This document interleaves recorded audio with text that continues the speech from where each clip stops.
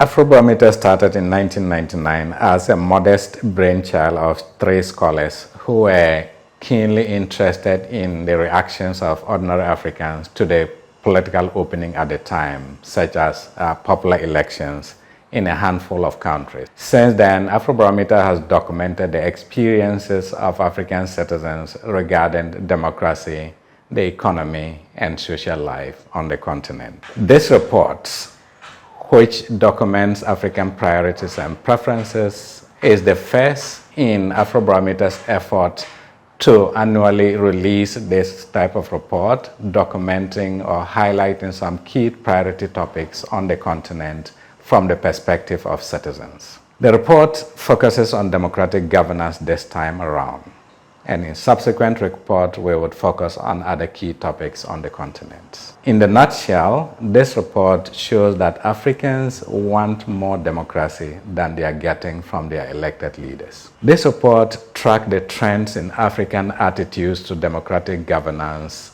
over the last 10 years, and we also include more detailed analysis of the most recent survey completed in 39 countries, which represents about 3/4 of the views of African citizens. First of all, as documented in this report, Africans are strongly committed to democracy. They support democracy, and they consistently tell us they prefer democracy to any other system of government. Over the last 10 years, the story has been the same in a vast majority of countries on the continent. Africans are also strongly committed to the norms and institutions of democratic governance. So majority support elections as a means for choosing their leaders. Majority want their presidents to abide by 2-term limits. Majority want to have multiple political parties so that they can have options to choose at the polls. Majority wants parliament to have oversight over the executive. They want their presidents to abide by the decisions of the court, and so on. So all the democratic norms and institutions, on average across the continent, there is strong support for them. None of these indicators has fallen below a majority view. All of them are strongly supported by the majority of African citizens over the last 10 years. The problem comes with the supply side. That is, what African citizens are actually getting from their governments regarding the quality of elections, regarding the conduct of public officers, related to corruption, and especially corruption at the local government level and at the presidency, as well as the other democratic norms and institutions that they aspire for. And so these trends has driven African citizens to the point where they want more democracy, but they are not getting it. And when we measure levels of satisfaction with the way democracy works, vis-a-vis people's commitment to democracy, we see a lot of variations in the trends. But what is explaining these trends? This report does show that when it comes to satisfaction with democracy, economic factors such as poverty, political factors, as well as social factors drive people's satisfaction with democracy. In other words, satisfaction with democracy is highly susceptible to economic, political, and social factors. That's on one side. On this other side, what we show in this report is that Africans' commitment to democracy and the institutions of democratic norms remains very resilient. In general, when you ask Africans what type of government do you prefer, their preference for democratic governance is strong, but it is not affected by economic factors. In other words, issues like poverty, unemployment, and the like do not necessarily impact Africans' commitment to democracy as a system of government. The factors that actually impact Africans' commitment to democracy and which we should watch out for are the political factors. So whether or not there is corruption, whether or not the elections were free and fair, and whether or not the president actually obeys the decisions of the courts.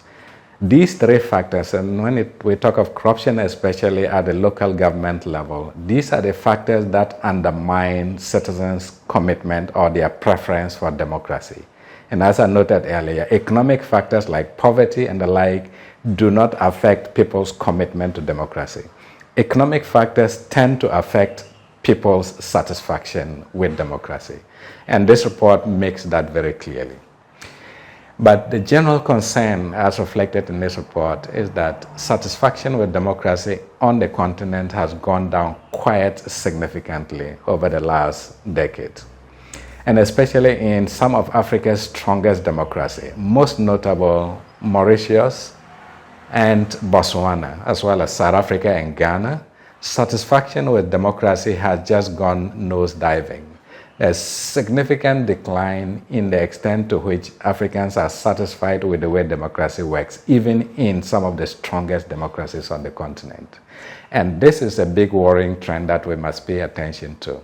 That as Africans, as much as Africans prefer democracy and they want to see their governments deliver on democratic norms and institutions, the levels of delivery is poor, and which is then undermining their satisfaction with democracy to a large extent.